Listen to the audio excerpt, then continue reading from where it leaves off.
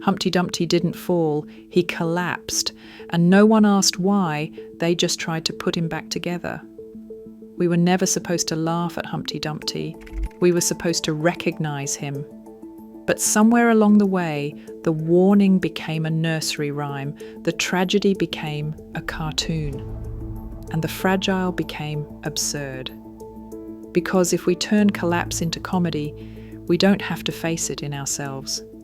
Humpty Dumpty isn't a story about an egg.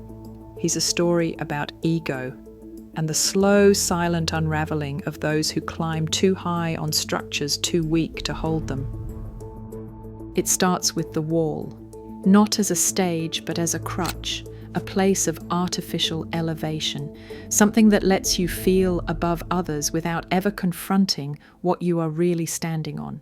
Because the wall is not solid, it is built on performance.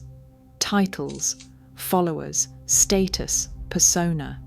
And the higher you go, the more you forget that you were never meant to be up there alone. That elevation is not strength, that visibility is not invincibility, but by then it is too late. Because collapse doesn't begin at the moment of impact, it begins in the silence before the fall. When the structure starts to crack, when the pressure starts to mount, when the persona starts to rot from within.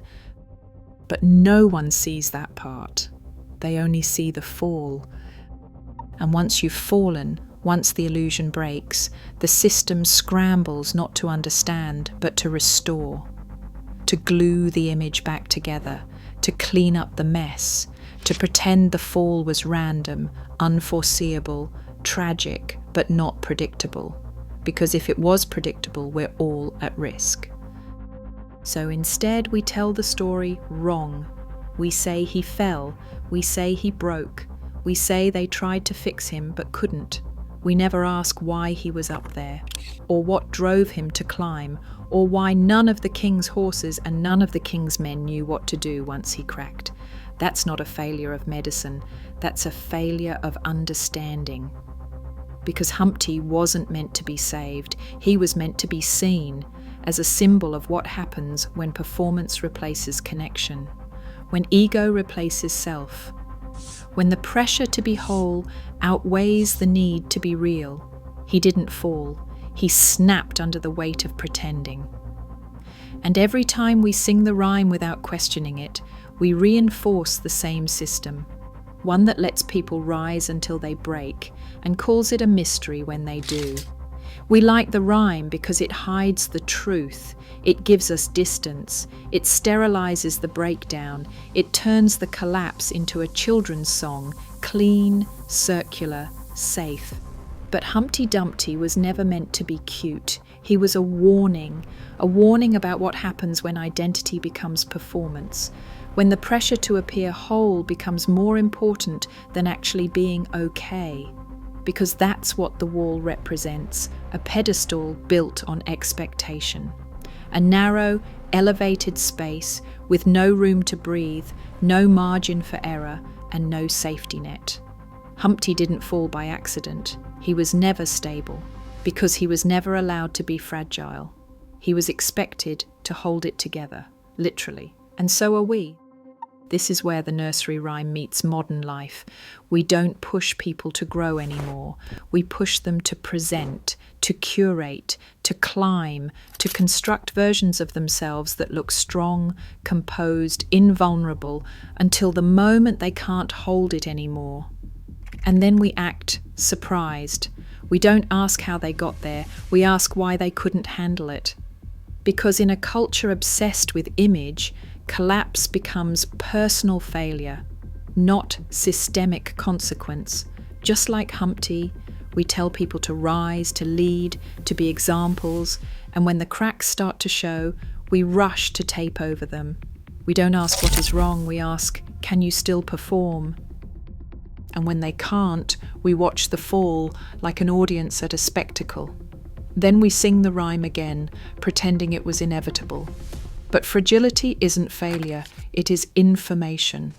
It tells us what the system won't, that something's wrong, that something can't be carried anymore, that pretending is breaking the person carrying it. Humpty wasn't weak, he was overextended.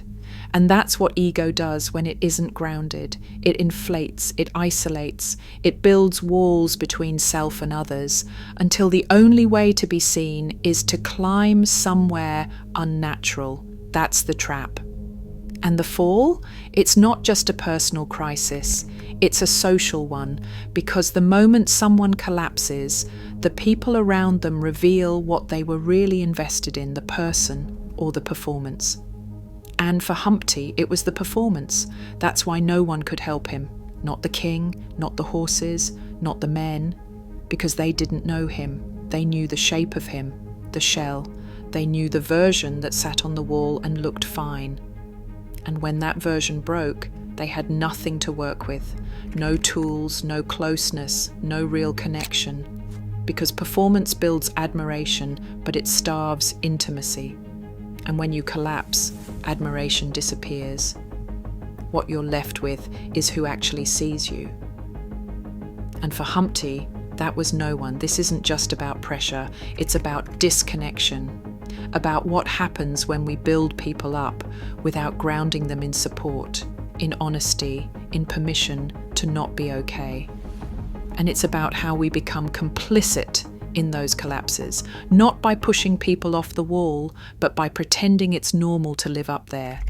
This happens everywhere, in celebrity culture, where breakdowns are repackaged as redemption arcs, in corporate life, where burnout is rebranded as drive, in online identity, where fragility is filtered out and replaced with hustle, self-optimization, and digital applause. We reward the mask.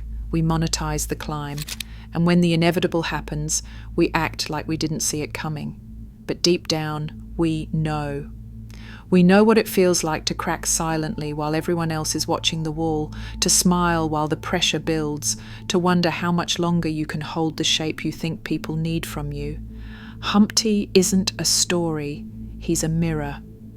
And what it reflects is deeply uncomfortable, that we live in systems that would rather let you collapse beautifully than let you be seen honestly. Humpty Dumpty doesn't live in a fairy tale. He lives in our offices, our timelines, our carefully constructed digital identities. We don't just allow collapse, we design for it. We build cultures that demand performance and then offer pity when that performance breaks. We idolize strength, then feign concern when that strength turns brittle. We scroll past thousands of silent breakdowns disguised as productivity, perfection, or wit, and we call it engagement. Humpty was never alone. He just looked alone when he cracked because no one ever saw past the shell. And we do the same every day. We tell people to be resilient, driven, inspiring, but what we really mean is don't make us uncomfortable. Don't show us what pressure does. Don't remind us that we're all carrying too much, because collapse isn't just a failure of the individual, it's a revelation of the system they were forced to survive in. And that's what makes it dangerous. We don't know how to sit with someone who's unraveling. We don't know how to offer support without expecting a comeback story. We don't know how to accept that sometimes people don't get put back together, because that would mean we have to change the wall, not just fix the person who fell off it. And we won't. Because the wall gives us something: status, structure, safety, as long as we're not the ones falling. So we keep climbing, keep smiling, keep performing. And when someone finally breaks, we sing the rhyme again, softly, like it means nothing, but it means everything. It's a ritual now, a cultural lullaby, to remind us that the system isn't broken, only the person was, that the next Humpty will be fine, that you'll be fine, as long as you don't show your cracks. But here is the truth: the wall was never safe, the shell was never whole, and the rhyme was never innocent. It was a warning. We just turned it into a song to help us sleep.